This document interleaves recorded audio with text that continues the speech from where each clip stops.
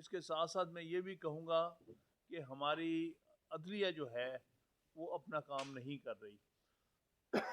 یہ ظلم ستم جو کچھ بھی ہو رہا ہے یہ کسی سے ڈھکا چھپا نہیں ہے. عام آدمی دیکھ رہا ہے کس انداز سے ٹرائل ہو رہے ہیں, کس انداز سے ایویڈنس ریکارڈ ہو رہی ہے, کس انداز سے بغیر کراس ایگزامینیشن کے کس طرح وکیل صفائی کو نکالا جاتا ہے, بلکہ پابند کر دیا جاتا ہے. پہلی دفعہ ہوا ہے کہ وکیل صفائی جہاں تھے وہاں پر بندوقیں تانی گئی ہیں. یہ کچھ جو پہلے کبھی نہیں ہوا تھا وہ بھی آج دیکھنے کو مل رہا ہے.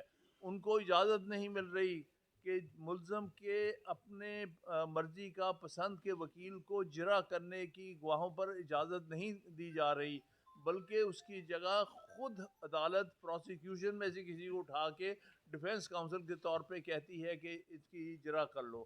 اور جرح کہانی کہ 18 گھنٹے جرح چلتی, 2 دن کے اندر 18 گواہ نپٹ جاتے ہیں اور اپنی مرضی کی جرح ہوتی ہے. یہ ساری چیزیں ہم جو وکلا ہیں ہم جانتے ہیں کہ یہ چیزیں کبھی دیکھنے سننے میں نہیں آئی تھی جو کچھ ہو رہا ہے.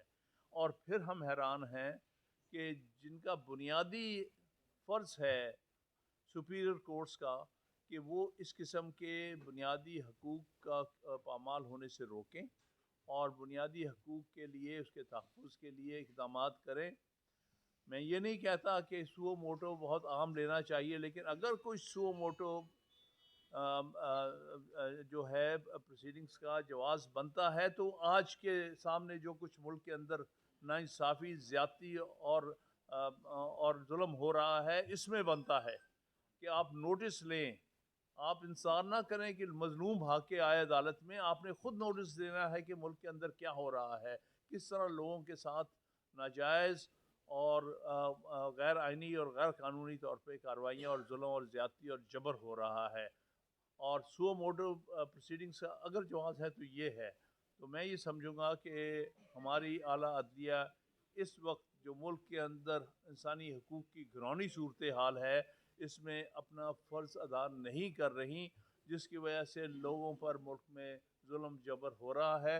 میں اس لیے اشتیاق صاحب کا پھر شکریہ ادا کرتا ہوں کہ ایک بڑا واضح کیس اس ملک میں ظلم ستم کا, ایک خاتون کے ساتھ, ایک ضعیف خاتون کے ساتھ, ایک بیمار خاتون کے ساتھ, جو کہ بڑے حوصلے سے اپنے پولیٹیکل پارٹی کے ساتھ, اپنے اصولوں کے ساتھ, انسانی حقوق کے ساتھ اس وقت کھڑی ہیں, اس کے بارے میں یہاں آپ نے ایک پریس کانفرنس کی ہے, ہم سب کو بلایا ہے, موقع دیا ہے اپنے اپنے ویوز دینے کا.